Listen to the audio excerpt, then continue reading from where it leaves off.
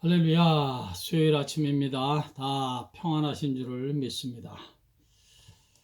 하나님의 말씀 보겠습니다. 하나님의 말씀은 사도행전 19장 1절에서 7절, 사도행전 19장 1절에서 7절 읽겠습니다. 사도행전 19장 1절에서 7절 시작. 아볼로가 고린도에 있을 때 바울이 윗지방으로 다녀 에베소에 와서 어떤 제자들을 만나 이르되 너희가 믿을 때 성령을 받았느냐. 이르되 아니라 우리는 성령이 계심도 듣지 못하였노라. 바울이 이르되 그러면 너희가 무슨 세례를 받았느냐. 대답하되 요한의 세례니라. 바울이 이르되 요한이 회개의 세례를 베풀며 백성에게 말하되 내 뒤에 오시는 이를 믿으라 하였으니 이는 곧 예수라 하거늘 그들이 듣고 주 예수의 이름으로 세례를 받으니 바울이 그들에게 안수하며 성령이 그들에게 임하심으로 방언도 하고 예언도 하니 모두 12사람쯤 되니라. 아멘.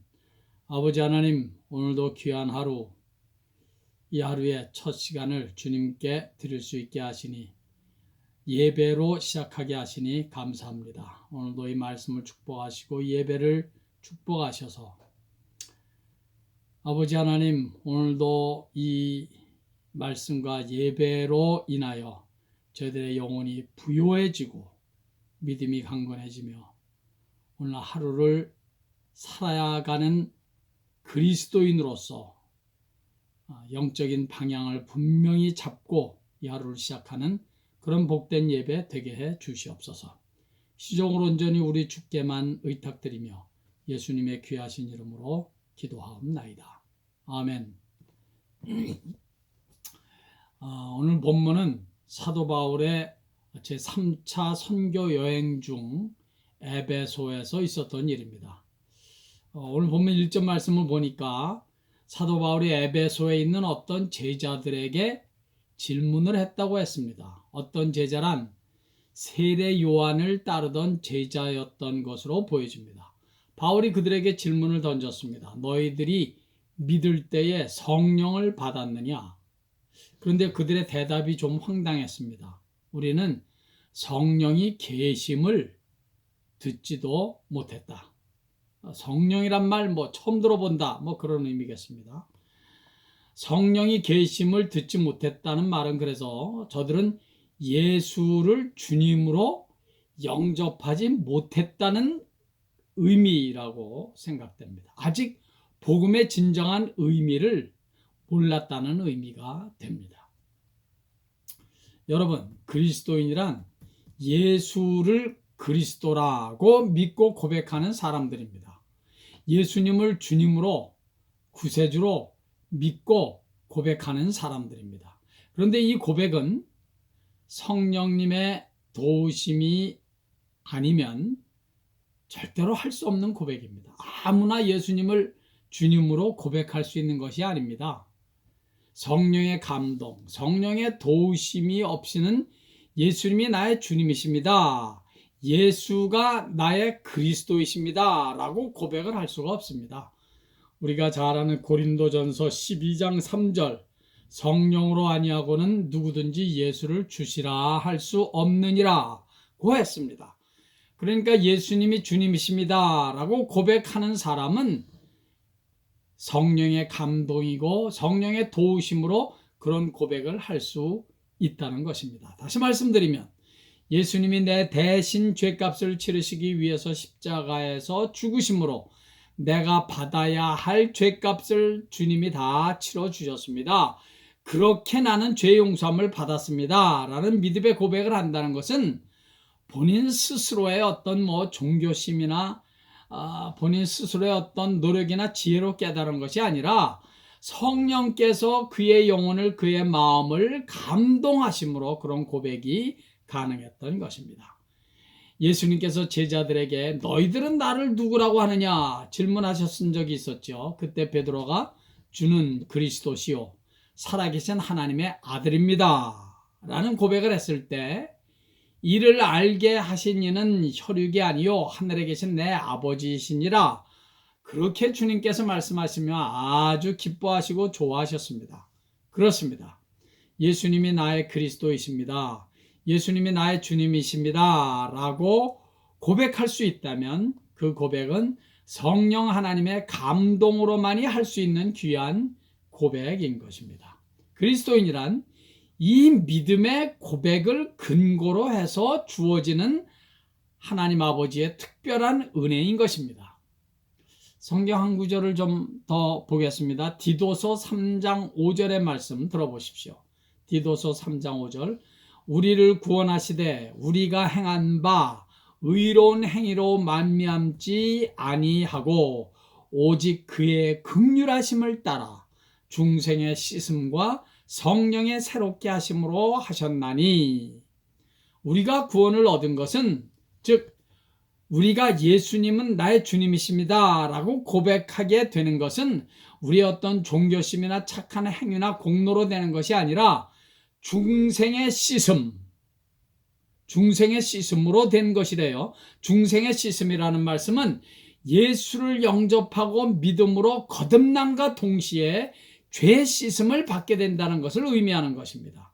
성령께서 우리의 마음과 생각과 영혼에 추하고 못된 것들을 다 씻어서 새롭게 해주시는 이 주님의 긍휼하심으로 인하여 우리가 받게 되는 것, 그것이 우리가 얻는 구원이고 예수님이 나의 주님이십니다 라고 나로 하여금 신앙을 고백하게 하셨던 성령님의 감동이 된다는 것을 의미하는 것입니다. 그런데 에베소에서 만난 요한의 제자들은 이 사실에 대하여 전혀 무지한 채 그냥 요한의 세례만 받았던 것입니다. 이것은 오늘날 현대 교인들에게도 던지는 매우 중요한 메시지가 있습니다. 오늘날 교회 안에도 예수 그리스도에 관한 정확한 신앙 고백 없이 신앙생활 하시는 분들이 얼마든지 많이 있기 때문입니다. 왜 예수를 믿어야 하는지, 왜 예수가 아니면 죄 용서함을 받지 못하는 것인지, 왜 예수님께서 십자가에 못 박혀 죽으셔야만 했는지, 그리고 죽으신 지 사흘 만에 부활하셨어야만 했는지, 복음에 관한 명확하고도 분명한 믿음이 없이 교회 생활, 신앙생활은 얼마든지 가능하다는 사실을 참 우리가 알 필요가 있습니다. 그래서 그 세례 요한의 제자들은 우리는 성령이 있음도 알지도 못합니다. 그런 말을 했던 것입니다. 성령의 감동과 도움이 없이는 예수를 그리스도라고 믿고 예수님이 어떤 분이신지, 예수를 믿고 죄 용서함 받고 구원을 얻었다는 의미가 무엇인지에 대한 확실한 믿음의 고백이 없었다는 얘기가 되는 것입니다. 본문 4절 말씀 보겠습니다. 바울이 이르되 요한이 회개의 세례를 베풀며 백성에게 말하되 내 뒤에 오시는 이를 믿으라 하였으니 이는 곧 예수라 하거늘. 요한이 회개의 세례를 베풀었다고 말합니다.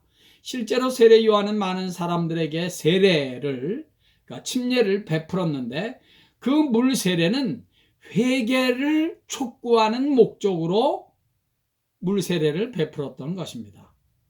그래서 사람들은 죄를 뉘우치는 믿음으로 회개하면서 세례를 받았던 것입니다. 그런데 바로 여기에서, 이 시점에서 우리가 분명하게 짚고 알아야 할 사실이 한 가지 있습니다. 죄를 회개하는 마음으로 실제로 죄를 회개하면서 죄를 뉘우치면서 세례를 받았는데 그 다음이 중요합니다. 죄를 회개하면서 뉘우치면서 세례를 받는 것, 그것이 다가 아니라 그 다음이 중요해요. 진정한 회개와 동시에 예수 앞에 나와서 죄 용서함을 얻는 것까지 돼야 되는데, 죄를 끊고 회개하면서 예수의 십자가 앞에 나와서 예수가 나의 주님이십니다, 예수님이 그리스도이십니다 라는 믿음의 고백이 나와야 하는데, 이 제자들은 그것을 도무지 알지 못했던 것입니다. 여러분, 예수께 나오지 못하면, 예수의 십자가 앞에 나오지 못하면 죄를 회개한다는 거, 죄를 뉘우친다는 것은 아무 의미가 없습니다. 다시 말씀드리면 여러분, 죄를 버리는 것, 죄를 끊어버리는 것, 죄에서 돌이키는 것은 너무너무 중요한 것인데 그것이 곧 신앙, 믿음, 구원은 아니라는 것입니다. 아무리 자신의 잘못과 죄를 깨닫고 가슴을 치며 통회하며 죄를 뉘우친다고 해서 그것이 곧 그리스도인이 다 된 것은 아니라는 사실입니다. 죄를 깨닫고 통회하고 가슴을 치는 일은 예수 그리스도의 십자가 앞에 나와 예수를 붙잡고 예수를 만나야 하는 자리까지 가야 죄를 깨닫고 통회하고 죄 때문에 가슴을 치는 그 일이 의미가 있고 중요한 것입니다. 그것이 곧 중생, born again 이라는 것입니다. 내가 아무리 가슴을 치며 통회하며 회개를 한다고 해도 그 회개를 받아주시는 분, 하나님이신 예수 그리스도를 믿고 영접하고 그분을 인격적으로 만나는 자리까지 가야 그것이 진정한 회개이고, 주님을 만나는 자리까지 가야 그 회개가, 그 죄를 뉘우치고 가슴을 치는 그런 회개가 있는 그 일이 중요한 회개가, 진정한 회개가 되는 것입니다. 그때 하나님께서는 그런 자에게 성령을 부어 주시는 것입니다. 사도 바울이 너희들이 믿을 때 성령을 받았느냐고 질문하는 질문에 세례 요한의 제자들이 우리는 성령이 계심도 알지도 듣지도 못했다고 대답을 한 것은 바로 예수를 구주로 영접하고 만난 명확한 믿음의 고백과 만남이 없었기 때문이었던 것입니다. 여러분, 그 중국 서커스단이 굉장히 유명하잖아요. 공중 높이에 그네 두 개가 양쪽에 달려서 이렇게 좌우로 왔다 갔다 합니다. 그리고 어느 한순간 한쪽 그네에서 기다리던 사람이 공중으로 몸을 날려 다른 쪽 그네로 마치 날아가듯이 옮겨가는 묘기를 되풀이합니다. 그런데 여러분, 한쪽 그네에서 공중으로 몸을 날린 사람이 저쪽에서 오는 그네를 이걸 탁 그 타이밍에 잡아야 되는데 잡지 못하면 그 사람은 그냥 밑으로 추락하고 마는 것입니다. 죄를 깨닫고 죄를 뉘우치고 죄를 회개함의 중요성은 아무리 강조해도 지나치지 않을 것입니다. 죄를 인정하고 죄 때문에 가슴 아파하는 일이 우리 그리스도인들의 경건 생활의 한복판에 반드시 있어야 합니다. 그러나 진정한 회개는 나 혼자 죄를 뉘우치고 죄 때문에 가슴 아파하는 것으로 끝나는 것이 돼서는 안 된다는 얘기입니다. 나의 회개는 언제나 예수를 붙잡고 예수를 만나고 예수의 십자가 앞에 서는 자리까지 가야 합니다. 나의 회개는 예수 그리스도의 십자가와 연결되어야 하는 자리까지 가야 한다는 것입니다. 그때 성령의 충만함을 받게 되는 것입니다. 오늘 사도행전 19장 4절 5절 말씀이 바로 그것입니다. 바울이 이르되 요한이 회개의 세례를 베풀어 백성에게 말하되 내 뒤에 오시는 이를 믿으라 하였으니 이는 곧 예수라 하거늘 그들이 듣고 주 예수의 이름으로 세례를 받으니 바울이 그들에게 안수하며 성령이 그들에게 임함으로 방언도 하고 예언도 하니 그랬습니다. 요한이 베푸는 세례만 받는 것으로 끝나서는 안 된다는 것입니다. 회개는 내 뒤에 오시는 이 곧 예수를 믿고 만나는 자리까지 가야 하는 것입니다. 그때 성령의 충만함을 받게 되는 것입니다. 성도 여러분, 죄 때문에 가슴을 치고 죄를 후회하고 뉘우치는 일은 기독교에만 있습니까? 아니에요. 다른 종교에도 얼마든지 있습니다. 그러나 아무리 죄에 대하여 후회를 하고 죄를 뉘우치고 가슴 아파한다고 해도 예수의 십자가와 연결되지 않으면 그 후회, 그 죄에 대한 뉘우침 회개는 아무 의미가 없습니다. 그 죄를 용서받을 길이 없다고요. 죄는 반드시 예수의 십자가 앞에 나와서 예수의 보혈로 씻음을 받아야 합니다. 회개는 예수를 붙잡고 만나는 자리까지 가야 되는 것입니다. 진정한 회개는 예수의 십자가와 연결이 되어야 합니다. 예수를 만나는 자리까지 가야 하는 것입니다. 사랑하는 성도 여러분, 우리의 회개와 경건 생활이 그렇게 늘 예수님과 연결이 되는 은혜가 충만하게 오늘 하루도 저와 여러분들에게 그런 은혜가 충만하시기를 예수의 이름으로 간절히 축원합니다. 아버지 하나님, 우리가 신앙생활을 하는 동안 죄를 뉘우치고 죄에 대하여 후회하고 죄 때문에 가슴 아파하고 죄를 회개할 수 있는 은혜가 시시때때로 많이 있기를 바랍니다. 그러나 그 회개는 반드시 예수 그리스도의 십자가와 연결이 되고 예수 그리스도의 그 십자가의 보혈의 은혜와 연결되고 만나게 되어서 그 죄를 용서함 받고 죄를 깨끗이 사함을 받았다는 그 감동, 그 확신, 내 자리까지 갈 수 있는 그런 진정한 회개가 저희들의 남은 평생 차고 넘치게 해 주시옵소서.